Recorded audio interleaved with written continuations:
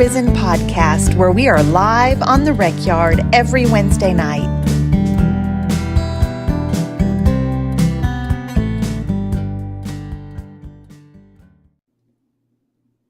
Toonche, quit rolling your eyes. I'm not. I saw you do. I did not.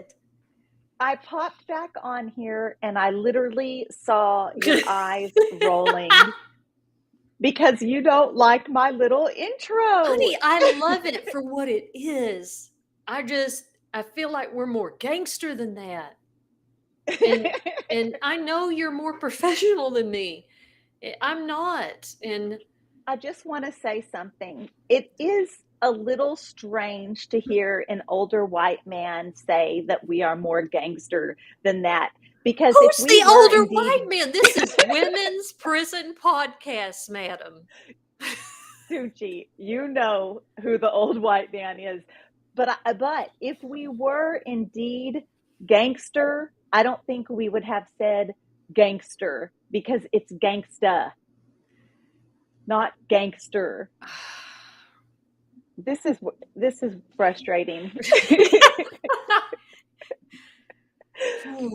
Guys, it is Wednesday night and we are live on the rec yard. Thank you so much for joining us. I'm seeing people already popping on. I see Robert, Shaquille, Laura, Carrie, Rayanne. Thank you all for already showing up in the chat. We appreciate you guys for being here so much.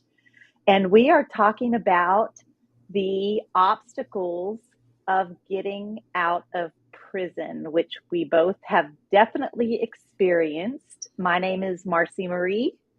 Oh, and I'm Toonche. See, I still didn't nail it, the timing. And I don't know how to make you understand your cue. This is like our 15th episode. So guys, I'm going to apologize for my co-host tonight.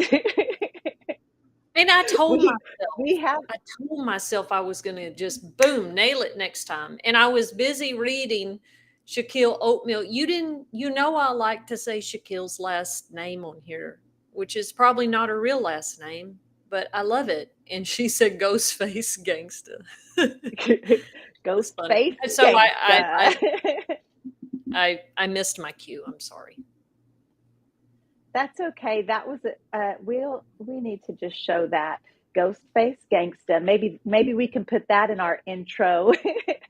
We have Lisa from Pennsylvania here, Annie's here, Justin's here. We're so glad to have you guys in the G Squad on the rec yard. I thought you were going to say G Spot. I was like, what? Come on, Marci. That's a different show. That's a whole different podcast.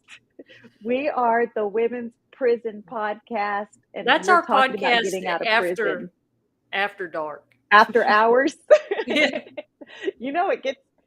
It gets a little crazy in the penitentiary on late nights when the day room is late. Just a little bit after our normal time. Do you remember those times? Every now and then the warden would say, hey, it's New Year's Eve. We're going to let those ladies actually stay out till midnight. Yeah. Hey, well, how long was y'all, oh God, I feel like I'm fixing to get it. But how long was y'all's late nights? How long were they? Yeah, like when did you have to go to bed on Saturday and Friday nights? Now that you say that, I think it was midnight on the weekends. And then every now and then, if there was like a playoff game on and enough people wrote and asked if we could stay up for the end of the game, or if it was New Year's Eve that fell on a weekday, then we could stay out till midnight. So at Mountain View, why? It was because you were, because you were not even barely at prison. You were barely in prison on the Mountain View unit. The nerve of you! You're fixing to piss me off right now because we got to stay up till 2 y'all had a in late the morning. night. We got to stay up till 2. 2? Yeah. Now at Riverside, madam, remember I did my other time at Crane, And that was one though. So I don't understand why Lane Murray didn't get to stay up and watch TV. Damn. I'm sorry. We couldn't, yeah, that was not happening. That was not happening. But the nights that we did get that, just that little bit extra, we had some special stuff going on, like coffee shots. Oh yeah. Now we have to do a whole separate episode about late nights and the shenanigans that happen and why late nights we lived for them. We lived for the weekends. We did live for the weekend. You did. And not just, yeah, not just because of late nights, but because of the movies during the day. Right. That's a whole that we got to do a whole episode. It really, that's what saw me through my time. I'm trying to open our group page so I know who these anonymous Facebook users are. Oh, I hope you do. I'm sorry that we can't see your name from here. So It's I do. Go ahead. Yeah, I was going to tell you who they go for are. it. Tell us It's who's with us on Facebook. Jen Van and Chanel Lovely Jones. Oh my! Isn't that girl. Peaches? That's not Peaches. That is is Peaches. Yeah, that's Peaches. Yeah, Lane Murray in the house. Jen. She said Jen. Yeah. And they are besties, and they are both awesome. Yeah, Jen. Lola's here too. Yeah. Well, we're so happy to have everybody. We are talking about getting out of prison. We definitely want to hear from y'all in the comments. We want to know your experiences, and because if we might miss something. I know that Toonche thinks she knows everything, but I promise she doesn't. What? We can also we can always be educated, and yeah, we want to know. So I was thinking, Toonche, I have a couple videos. I could play one now if I can share my screen without messing it up. You know what? For all the shit you talked to me about missing my cue, showing up late, here we go with this playing videos. And let's do I feel like you're gonna nail it this time though. I feel like it's gonna happen. Okay. I feel like I am too. And this is, I don't know how I became like the primary producer of this show, but somehow that's happened. And it's a little bit concerning that out of the two of us, I'm the one that's in charge of these kind of things. But let's go for it. Do it. You did it. Okay. Just okay. I won't say anything. Justin is look, he's so supportive. He's always our supportive guy. He is. Thank you. Okay, Justin totally is. Yeah. All right, so we're gonna so much better. You're simply should I sing? Should I give it an intro? You're the best. All right. No. Nothing's ever gonna keep you down. The thing is oh my God. Well, whatever you do. That's fucked up. Honey, that's from Karate Kid. That any 80s people know. That's the song Karate Kid when he gives them the business at the end. I'm just okay. I'm just doing it. I don't really know what's happening. Someone said you better hurry because somebody said sing Taylor Swift, so you better. Oh my gosh. Is this sharing? No, it's not on there. Yeah, as Diane says, nah. Okay. Okay, well. Okay. We have a plan B. Okay. And so we'll watch that in just a minute. Let's talk about getting out of prison before she starts singing Taylor, because nobody wants that to happen. That's not true, but honestly, I promise you. Someone just asked me to, but that's okay. No, I think that they warned us. I think that's a warning. I don't think that that's a song request. Oh, sing a Taylor song, See? Toonche. Who I'm wrote that? telling you, I'm not making this shit up. And she said, "I'll ask again." So okay. So let's talk. I want everybody to know how recently released we both are, especially you. So you tell us when you got out, of course, how much time you did, and what I'd love to hear, like, what was your emotional experience? And then we'll talk about the obstacles and all the technical stuff. But I'm curious, how did you feel? So, getting out of prison, I was incarcerated for 10 years. And fortunately, I had a big support system at home. So, I wasn't too nervous like about immediate housing. I wasn't immediately concerned with finances. Of course, I'm independent, and that was on the agenda. But I knew I wasn't going to have to be hungry. Is what I'm trying to say. I knew I was going to have shelter, and I knew I was going to have food.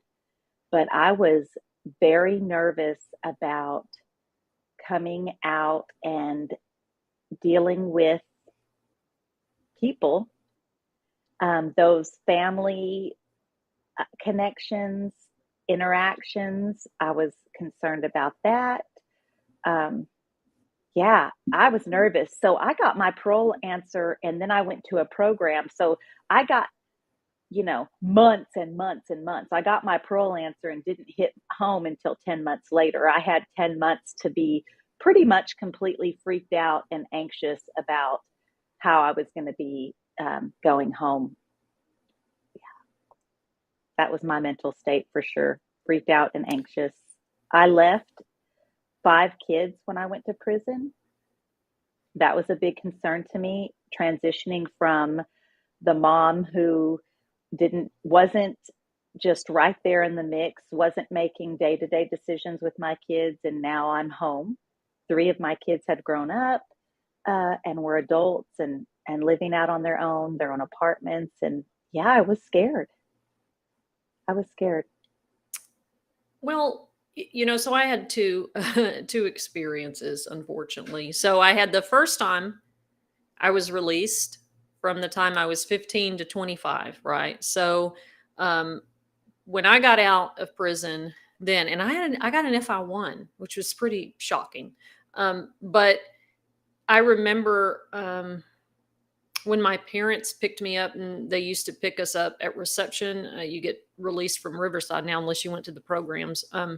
But I remember getting in the car, because they tell you, don't hug, don't get straight in the vehicle and leave, right? So I had my little toolbox, because that was what I took, all my little, that's all I had, the stuff that I'd saved.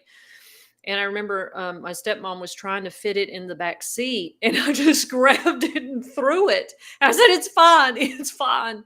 And I jumped in the truck, and we stopped at Walmart for me to pick out a few things. And finally, I remember my dad yelled at me a couple of times, because I was just so overwhelmed and so incapable of just picking. He was like, "Pick a deodorant, just pick a few things so you'll have something when we go home."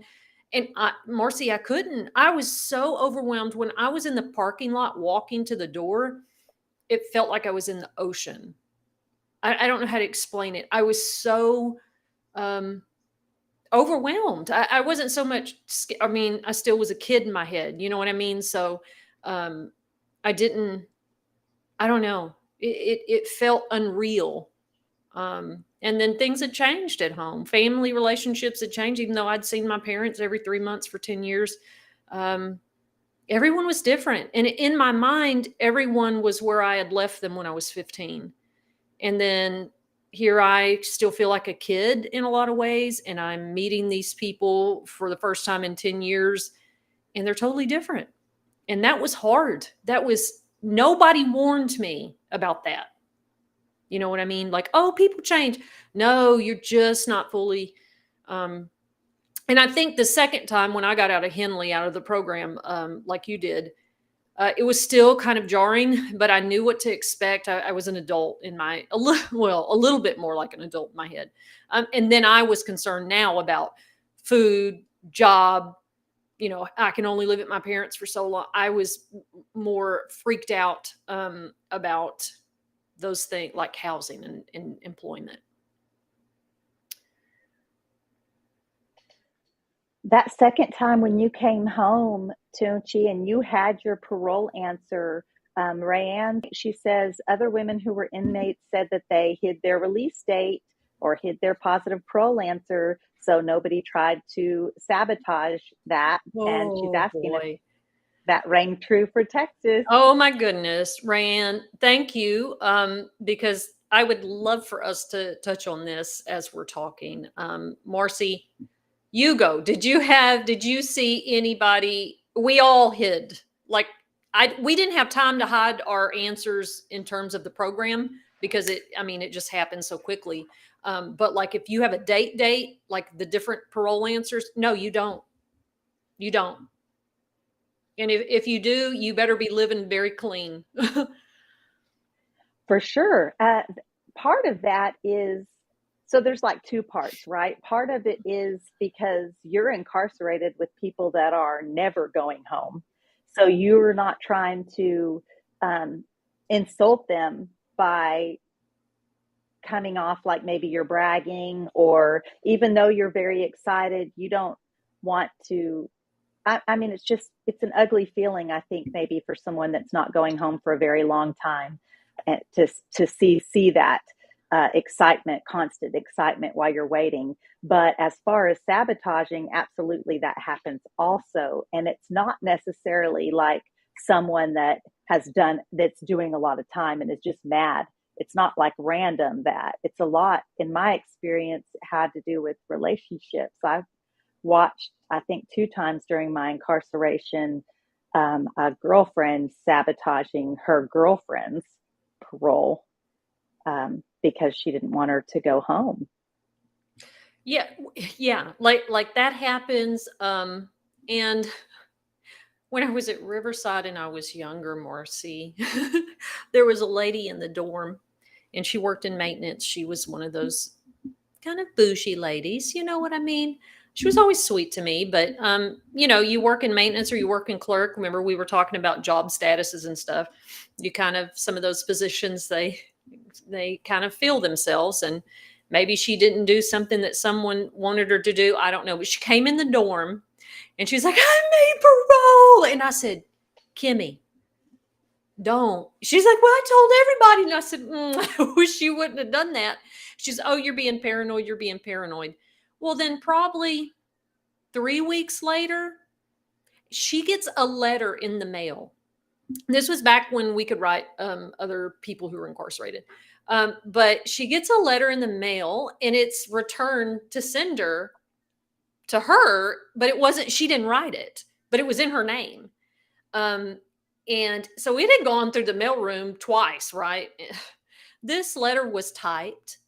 It said, stuff that she would have went to SEG for, like investigation stuff. That wasn't true.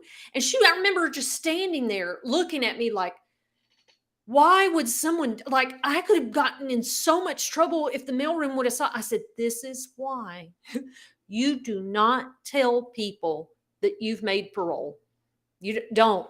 And and even when I made parole the first time, my family told no one. Because people on the outside will do the same thing. And we're not talking about legitimate people that are connected to the offense, like victims, because they're going to get notified anyway. Anybody can, just because you piss me off. And that happens all the time.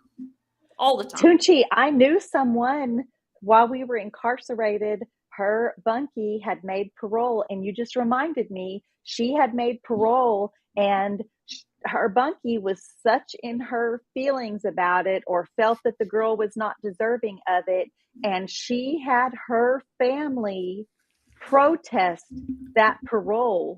And the girl had a positive parole answer. They got the protest letter or letters. I'm not sure if it was more than one, They pull the parole answer, God. and then the girl says, "You want to know why they pulled your answer?"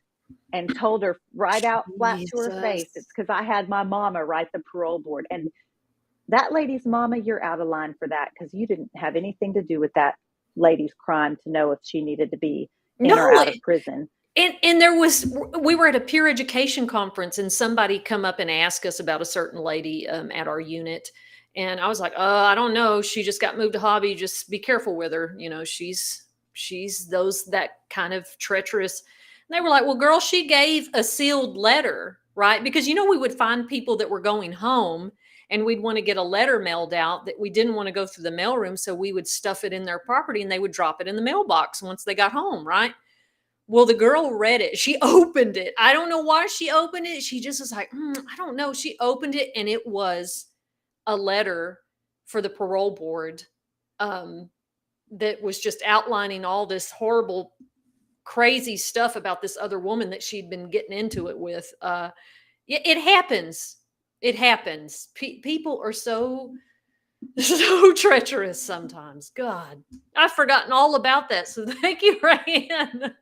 I had forgotten about it also, and I'm kind of surprised that that wasn't on the forefront of my mind, because we get asked about that on our social medias quite a bit, and yes, Mhm. it definitely does happen.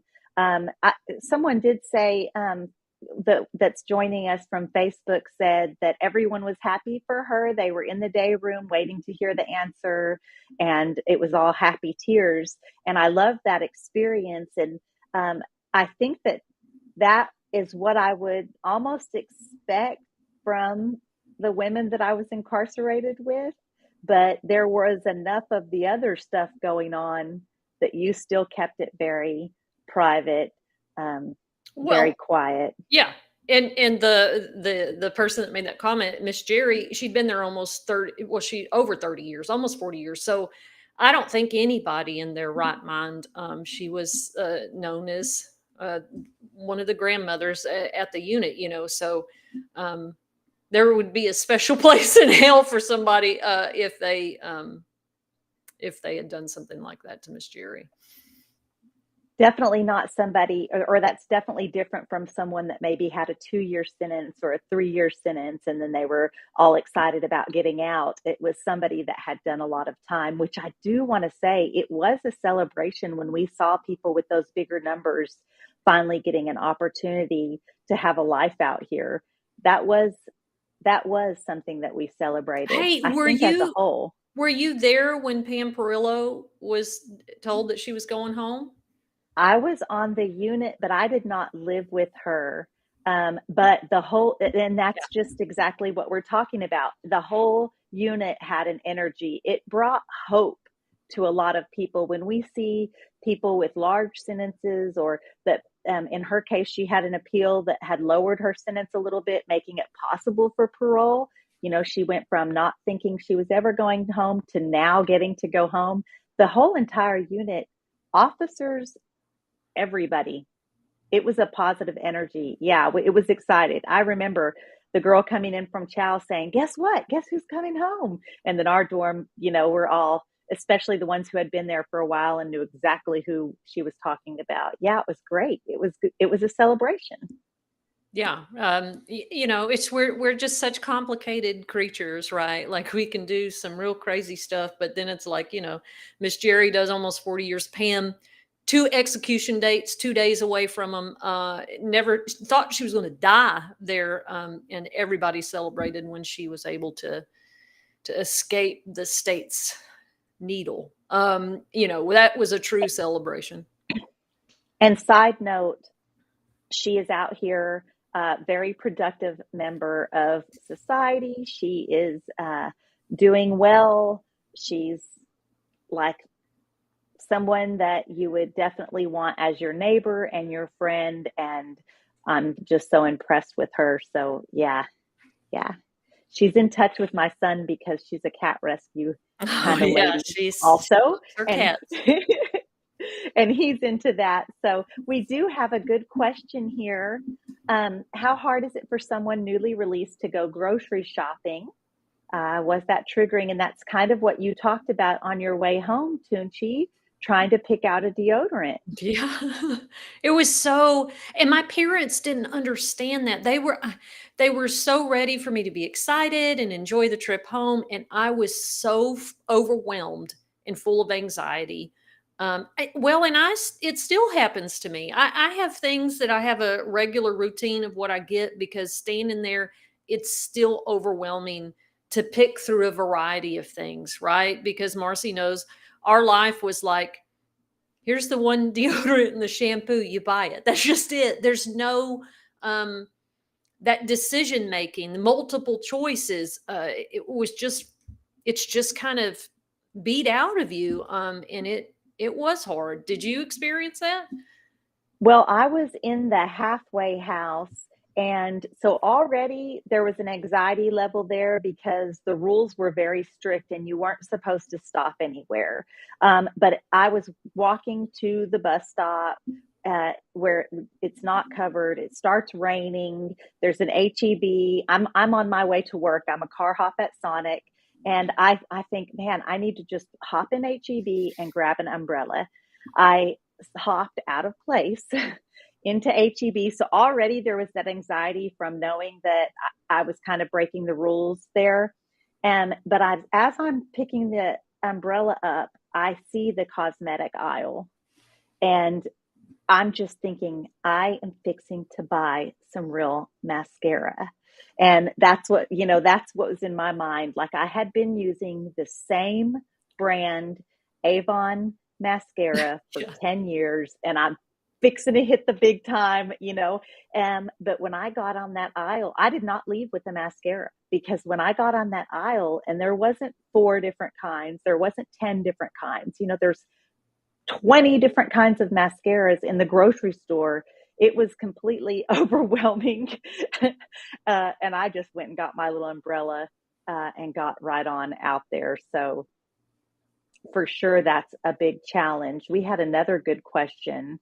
Um, I want to make sure I get to it. It's about employment, because when we're released on parole, our parole officers expect us to find employment pretty much right away. That was Robert talking about that. He said he always finds it funny that parole officers talk about finding a job right away when the person is really still trying to transition Yeah. into the free world and be comfortable out here. Yeah, when I and I struggled the second time. I was trapped on that super intensive supervision program, that monitor. So just trying to make job, you know, interviews. Oh, it was a nightmare. It was an absolute nightmare. And those officers are, where's your fee? Where's your fee? Where's your fee? And it's like, maybe that fee is $18, but I had post-secondary fees and I had other fees tacked onto that. And it's like, if you don't have a job, $18 is a lot. But when I finally got my first job at Subway, and that was, gosh, Marcy had only been home 4 months. And I remember being so overwhelmed. And there was this lady there. She ended up being a really good coworker and friend, an older lady. But she kind of mumbled to herself, and and it goes to the socialization part of doing a lot of time, the culture, and trying to adjust to this new free world culture. And she was just back there kind of complaining to herself, I got to wash all these dishes. Y'all are up there talking or whatever. And, whatever. Right. But boom, you know how it is on the inside. Oh, are you challenging me? Like it was instantaneously. It was instant, Marcy. It was like, excuse me, y'all. But I was like, bitch, do you have a problem? Because I mean, I can fix it. What's your problem? I don't have to answer to you. Like, I just lost it. And she was like, no, I'm just frustrated. I'm just tired.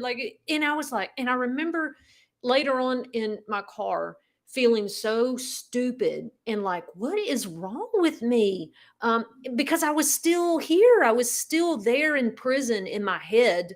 Um, because in prison, if something like that happened, you need to respond like that, because someone's testing you and they're bullying you and they're trying to test your boundaries. Okay, it's not like that out here. And I had no space to reacclimate my mentality, especially after 20 years of that. You know what I mean? So it is really hard for them to expect us to immediately be a normal person right out the gate. And I think that you nailed it right on. There's a completely different expectancy for what is normal social behavior in prison and out of prison. And we had to adjust when we were in prison to have that type of reaction because it was frankly expected. And there were times that if we didn't react in that manner, um, that we could be targeted. Yeah. Definitely. Well, Miss Jerry saying that doesn't sound like you. Well, Miss Jerry, I never had to do that to you or in front of you. But you know, I did on several occasions. It wasn't often, but it was enough that immediately, other people on the unit don't try her. She's, um, but you're right. And, I've always wanted there to be programs, and I haven't found any for people who did a lot of time, or especially when they were younger, to teach like etiquette and like how to function socially. I don't really see, you see resume writing, you see all this kind of stuff, but I don't know, maybe that's something that our groups can work on in terms of just like resocialization is a real thing. Yes, I think that that's so crucial. And you're right, that might be something that we could work on when legislation is not in session for sure. And Shaquille Oatmeal has a question. She's asking, how did we navigate dealing with family members, especially those that may not have known we were in prison? So all of my family knew. Um, Yeah. my parents, they did not tell their, like they told their close friends, but their large network of friends didn't know. Uh, and I think, Tunchi, for either of us, that didn't really come up. And don't let me just speak for you, but I just put it out there. Oh, I honey. just, My offense back in the 90s was such a explosion in our community. Like people, I mean, they still remember. That's why I hate going home. I mean, they still remember. So there was no way to. I think it's when people are nosy when they find out, like strangers or people in the broader society. My When I started working at Subway and then I started working at Goodwill, I mean, my manager knew that I had a background, right? But my coworkers didn't, and they they thought my monitor was a diabetic thing on my hip. I said, no, that's not what that is. And they were like, well, what is it? What is it? And I said, I'm on parole and I can't leave this. And so there was kind of this, and then it was kind of a little curious. And Miss Oatmeal is right. I hope I'm using the right pronoun. But people are nosy. Now, I think that people are curious. I think there's a difference between curiosity and just being rude and nosy, because I've come across those people too. On social media, Marci's a little bit more open, very open about her offenses. Some of mine, out of respect for my victims and my family, I don't discuss it. But people ask me all the time, well, what were you in prison for? Bad shit. Okay, bad shit. I was there for 20 years, so it violent things, and that should satisfy your curiosity. Because those things aren't relative to my work at Goodwill. They're not relative to the other stuff in my life or the other advocacy issues we work on, unless it's directly related, like some of the youth justice stuff. Then I've been more open about. But people are curious. Some people are nosy. How did you deal with that? Marci, I don't know. You're TikTok superstar, so it's all in the open. But like, if somebody doesn't know, how do you deal with those weird reactions? well, just like you were talking about your coworkers, that kind of happened to me as my social media platform on TikTok started to really explode. I was working in a distribution center for Amazon. And so I started having coworkers come up to me and say, Hey, girl, I just watched you fry some pickles with a blow dryer, and I didn't know you were in prison. What?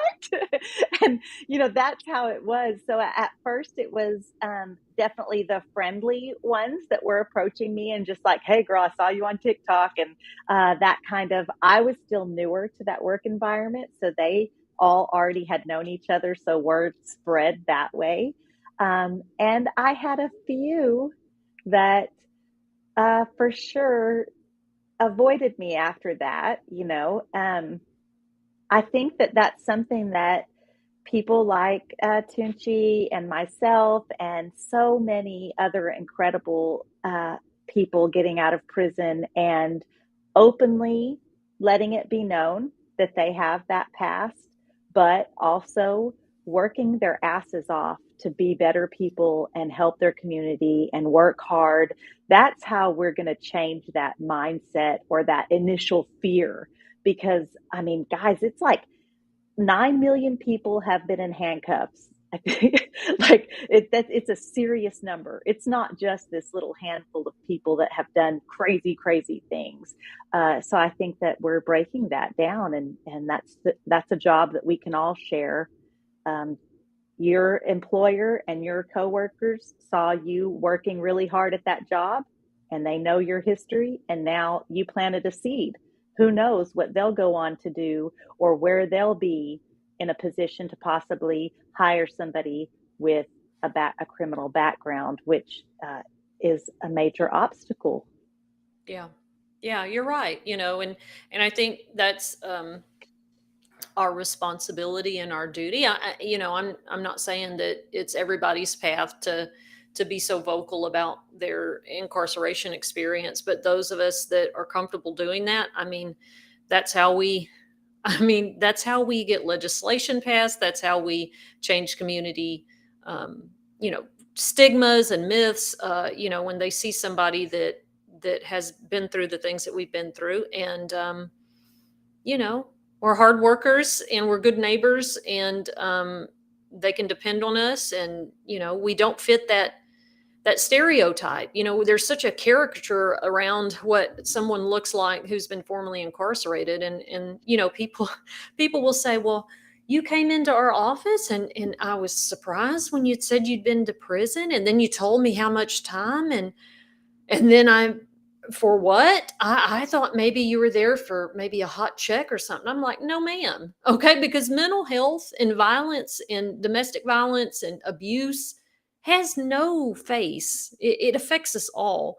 And to be able to combat that by the way we live, I think that's our responsibility. I and Robert was just touching again on basically the community. We can come out of prison, and that was our time. We served our time. Uh, we lived up to the "don't do the time crime if you can't do the time." We did it. We did it. We're done. But in actuality, we are still punished. I'm going to play Khalil's video real quick, and I pulled this off of the Texas Statewide Leadership Council's social media page that he let them use. And it's in reference to a House bill that's part of the Clean Slate Initiative, House Bill 2300, just to plug that in there Mhm. also. But it's going to play with us watching it. So don't pick your nose, Toonche. You're I'm still going to not, be on honey. I'm not camera. going to do I had anything to do it weird. this way.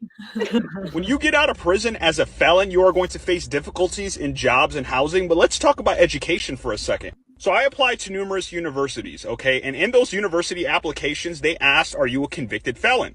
And if you are a convicted felon, you need a statement to describe what happened, what's going on. Some of those universities got back to me and said, hey, we need police reports, we need court documents, we need character letters, we need letters from a parole or probation officer. Some of these universities just said, no, we're not going to have you. Not because of your grades or your GPA or the work that you put in for the community, because you are a felon. I got into a university, I'm cool, but like other felons who are trying to obtain an education, you are hindering from that. Housing, jobs, and even education should not be a privilege. Those things are rights. Our institutions continue to place barriers on convicted felons. It's crazy. Yeah, he brings up something that's not discussed very often, right? And that's higher education, and that's true. There were several colleges that when I was going to college, I didn't even finish the application. When it got to are you a felon? Have you ever been convicted of a felon? I'm not doing this. I'm not. And what a barrier that is, right? Because we know that education is a key to success, and it is like Marci, our groups talk about this all the time. Um, you know, we're successful despite the obstacles. You know what I mean? And it's taken a lot of work and support that many people don't have. I mean, there's nothing unique about our character that we've been able to be successful. I think what's unique is that we had the support, and a lot of people don't have that. And you know, what do you expect people to do if they can't find a place to live and they can't get a job? And and like you had said, people say, well, you don't want these problems and don't do the crime. You don't have to do the time and the consequences. Well, I mean, I'm trying to do the right thing now. And so I'm going to be punished past the sentence you gave me, which we call the social prison. What do you expect people to do? How they're going to survive, right? And then we're mad at people when they look for other ways to survive. I want to comment on that right quick. I have a good friend who has left the criminal life far behind him. He's raising his family, working hard. But he said something the other day. He said, you know what? If something crazy happens, my family won't be homeless. I'm not going to be hungry, because he's going to go right back to, because he's in a survivor. He's a survivor. And he grew up in situations that caused him to need to eat and not have the necessities in life he needed, which led him to prison. And so that's what this country has the highest recidivism rate out of any democratic country in the world, number one. And part of that is, just like Toonche said, the social prison. We are still being punished. We are not able to get housing, jobs. These things are hindering. And Toonche and I came home with some privilege, frankly, not just racial privilege, but the privilege of having a supportive family we had family members who did have jobs. We had family members who did have homes. We are in the minority of that. That's not the reality for most people getting out of the prison system. Harvey Talks Prison is saying, you guys hit the like button. Thank you, Harvey, for reminding everybody. I just found his page on YouTube, so you guys check him out. He talks about prison on the men's side for sure, but thank you for reminding everybody. We appreciate y'all's support, and you guys, by liking and sharing the show. If you're listening on Spotify or wherever you might listen to your podcast, make sure and leave us a review. We appreciate that so very much. Yes, thank you. Yeah. And then Robert's talking about prisons just don't do a whole lot to prepare us for that. It's like we're not prepared to face the obstacle, and then there's this huge obstacle. Yeah. Yeah, right. Like, well, and so some of the stuff that we worked on this session, right, was the programming that does exist.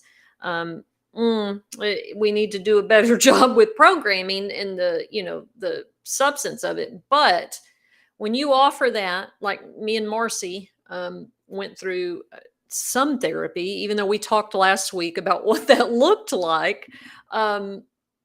We could glean some nuggets from that. But when when you offer this to me literally 6 months before I get out, and I've sat here for 10, 20 years, I'm not thinking about any of this. I can't process it. I'm worried about where I'm going to live.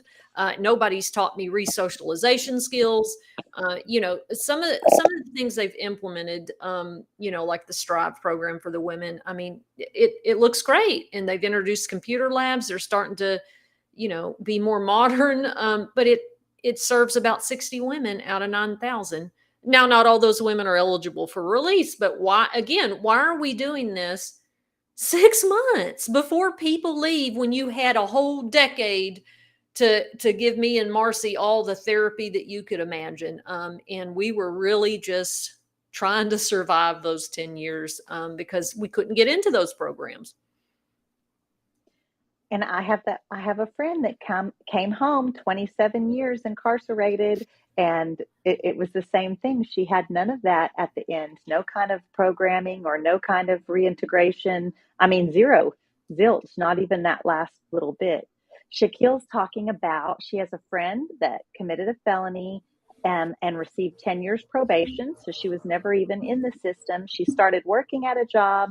They did a background check after she started working, and they fired her. I want to say, Peaches, if she's still on here, this recently happened to Yep. her, quite literally the exact same thing. She got the job, so she quit her other job, started working, was a great employee. The background check came back, and they said, hey, sorry, we're gonna have to let you go. And she said, so I just don't work. I mean, no notice. I gave my other job notice. Like, can I have 2 weeks to find a job? No severance pay, no, nothing. And that's definitely something that happens. Brittany just recently had to let someone go. Brittany is my girlfriend. She's a sales manager. She has several locations that she's in charge of. She had an employee, and she was so excited when she hired him. She said, he's fresh out of jail, Marci. He's on parole, and he's motivated. She was excited because she knows what kind of motivation people like that have. So, yeah, and he was great. It was like 2 weeks into it, and Brittany was so excited. He's my top sales. He's not scared to talk to people. He's getting it. And the same thing, her human resource department called him and not only had to fire him, but said some pretty degrading things regarding people with felony backgrounds. It was pretty horrible. Marci, it happened to me when I was at Goodwill. So the HR lady that was leaving, my manager convinced her to hire me, even though technically, now remember, we talked about this before, not all second chance hire people are really second chance hire. You fit a small criteria. Oh, you've had a misdemeanor. Well, come on, we're second chance hires.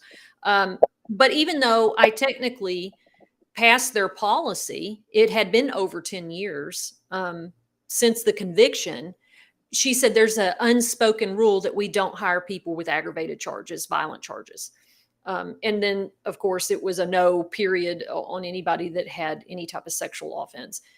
She said, but you've passed it. It's been over 10 years. And the lady was like, I'm going to do it because I'm quitting. I don't give a fuck. So there I was working my ass off, and the assistant manager left, and my manager was like, I'm going to make you the assistant manager. I mean, you've got a degree. I had a college degree. You show up every day. Well, there was new HR. So when she put my paperwork in, the lady saw it and she was furious, and she tried to get me fired. And there was no way that she could get me fired, right? Because it was still by policy.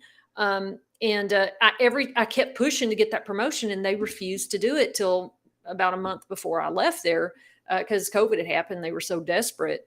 But things like that happen. So you can get into a job, and if they change hands, like my apartment complex in Henderson allowed me to stay there, and that was a miracle of God. But they change companies. So when they change companies, or where you're working changes, they redo your background. And well, we just stepped into this. You're already here, but we don't, you didn't pass our background. So goodbye. And you could have been, it's happened to many of my friends. And what can you do? Like Peaches, it's like, well, sorry for you. Oh, well. Yeah. You're left out in the dirt. You're left out in the dirt with no income. I mean, and in her case, she's a single mom working her ass off already to make ends meet. And not many could survive. Not many people that had never even been in prison or have any kind of criminal background could survive a month with no pay. That's just not how we live in this country, paycheck to paycheck. So it definitely was a hardship. Housing is another big barrier. You brought that up, Toonche. I want to play this other little video about housing. Yeah, because you have an apartment. How did you get that apartment? Yeah, that's been a big problem. No matter how up I go in life, I'm still stuck down here at times. This apartment, it's, Section 8. Even though I go up in life, I can't get a nicer apartment because I'm a felon. Yeah, it's true. When you are actually able to secure somewhere to rent, um, it's usually not in the best place, right? And for a lot of people who are coming home that have fought addictions and hustling and survival skills, right? Placing them in the very neighborhood that they're trying to get away from some of that stuff. And Marcy, it goes to this thing where I don't know if you felt this through the years of this attitude of, well, y'all need to be grateful for whatever you're able to get and just be happy. Subway hired you, Miss Toon, and that's what the HR lady at Goodwill had said. You need to at least be happy that you have a job. I said, so I'm good enough to take out the trash, but I'm not trustworthy enough to run the store, despite my education, despite me never missing a day in a year. And it goes the same way for housing. And there was a piece in the Texas Observer, a really great piece about that. And I offered this man double the deposit, and it was a private landlord, a private duplex in Austin, the liberal mecca of the state. That's a lie. It's been the most awful place trying to find housing. And there was a rat's tail, y'all, almost as big as Taylor's, is my cat's, laying in the parking lot. And this man had the nerve to say, absolutely not. I don't take your kind here. And I'd offer double the deposit, double the first month's rent. And I walked back to my car and I looked at that parking lot and I saw that rat tail and some trash in the back. And I was like, fuck you. How dare you? Who are you to judge me? And this place is garbage. I don't even need to, I deserve better than this anyway, but we do the best we can and find the places that will, yeah. And Justin's right. I know a lot of people that have to stay in motels. Some of my friends have lived in their cars because they can't find somewhere. That motels is serious business, like Justin's saying here.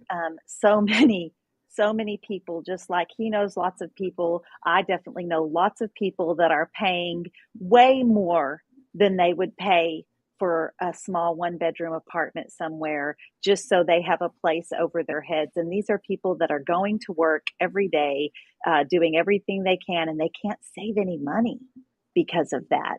And then Robert's saying he knows one man that left prison homeless, and we see that as well. People go from prison to the streets. And I want to let y'all know, and I don't know if this is in other states, but I know in Texas, because I worked at a nonprofit in Houston, that we had housing programs, right? And the criteria for those programs, because of the grants and all that other stuff, you can't claim yourself as homeless, right? Because there's a criteria, like you've been chronically homeless for a certain amount of years, right? Then you're eligible for the money from the city for this housing program. And a lot of our folks were coming out of prison. Now, those got whittled down because of insurance purposes, we couldn't take certain charges at these apartment programs. But the other part of it was, you cannot say prison in those years you can't count that as homelessness because you weren't. So that's another barrier, right? Because, you've been in prison for 10 years and you come out and you're homeless. Well, I've not lived anywhere for 10 years. No, we don't. It's policy, and it makes it even harder to get into those programs.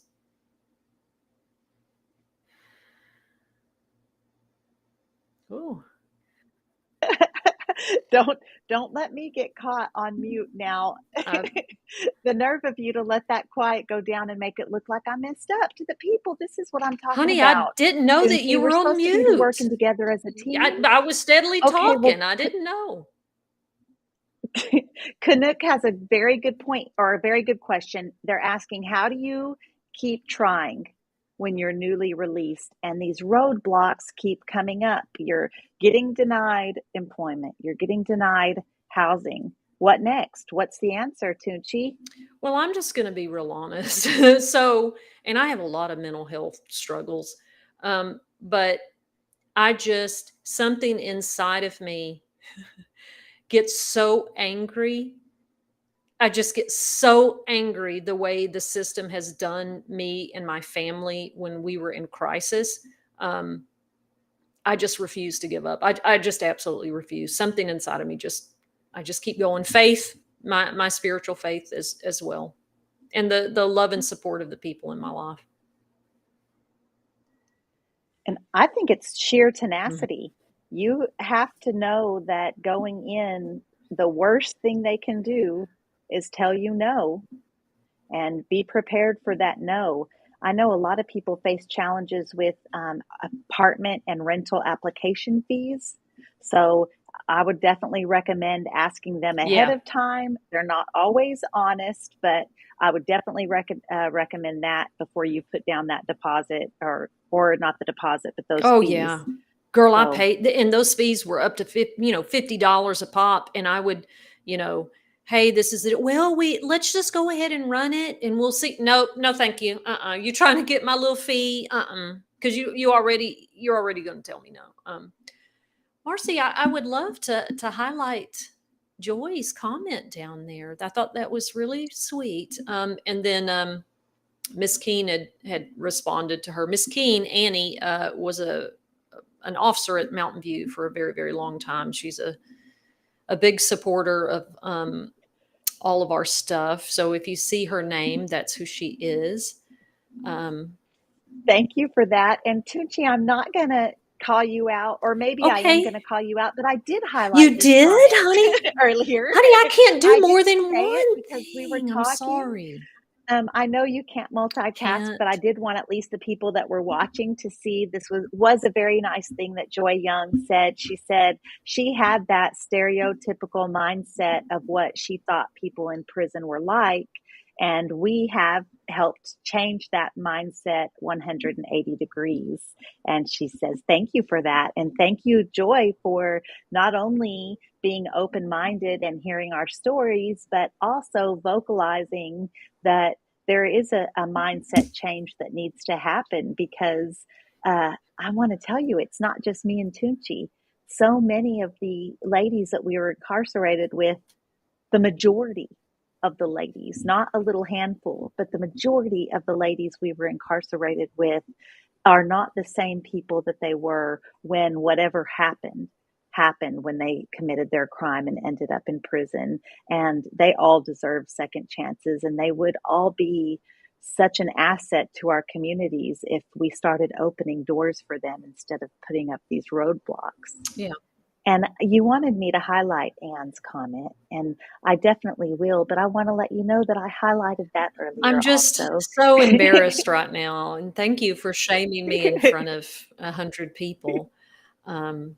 It's fine. It's totally fine. Well, because if I start reading while I'm talking, I will lose I'll lose what I'm saying. Okay. I understand.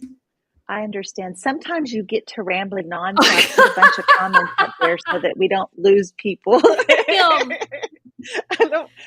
I don't want people to, get bored, so I give them a side project to do. I may have came out more hostile than it meant to be. So Annie says, and she's responding to Joy, she says, there are so many wonderful men and women out there that have felonies. I'm so happy for them. It's terrible when you serve your time that it has to follow you out into the world. And it's not just people that actually went to prison. It is people that committed an offense and ended up with probation, or even in some circumstances deferred adjudication, or county jail time. All of those things, that criminal background just stays with us. It's just attached to us like a parasite. Yeah. Well, Marci, we're down to 2 or 3 minutes, and I do want to tell everyone why I wore red today. Today we honored a young man. His name was Joshua Beasley. He was 11 years old when he was placed into the Texas Juvenile Justice Department. He was placed there because he kicked a school resource officer during a restraint. That happens quite often to kids in crisis in schools. We know one very personally right now, and these kids get funneled into the system. And so he'd been there since he was 11, severe self-harm, trying to unalive himself frequently. And when he turned 16, he he hit one of the staff members at TJJD again in crisis, and they transferred him. They charged him as an adult at 16 and sent him to TDCJ, the Texas Department of Criminal Justice, where he didn't make it because any type of suicide checks are not done regular there either, and he died. So red was his favorite color, and we are wearing red today to honor him and his family. So still working hard to close the youth prisons in Texas. This didn't have to happen, and Joshua's story is very much a lot of children's stories. So please remember him today. There is a wonderful, thorough article about it in the Texas Tribune if you would like more information about that. But I just wanted to plug my red shirt for anybody who noticed that I was wearing such a bright shirt. I think we'll put a link. I think we'll put a link to that article in the Texas Tribune on the Rec Yard's Facebook page. So if you're not following us there, you want to make sure and follow that page. But also, if you just want to quickly find the link, I'll put that up when we get off right now. Thank you for that. And thank you for reminding me to wear red, Toonche. I appreciate you always having my back. I do, no matter what.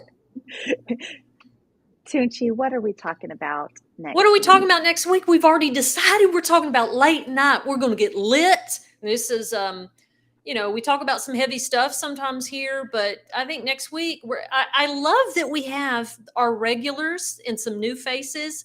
Y'all are really showing up and showing out, and we love y'all coming and participating. It's starting to feel very much like community here. So I hope that you all return for us to talk about our shenanigans late night. When we got to stay up late, yes, late on the night weekends. Late night shenanigans in a penitentiary. In a women's prison. Going on. Hey, Marci, you got to come with some real, they want the details. I got to switch it up. Because I'm going to get live. You want details? Yeah, because I'm going to tell mine. I thought you were going to tell me. Are we going to have coffee shots? Let's do some coffee shots. That's what we'll do.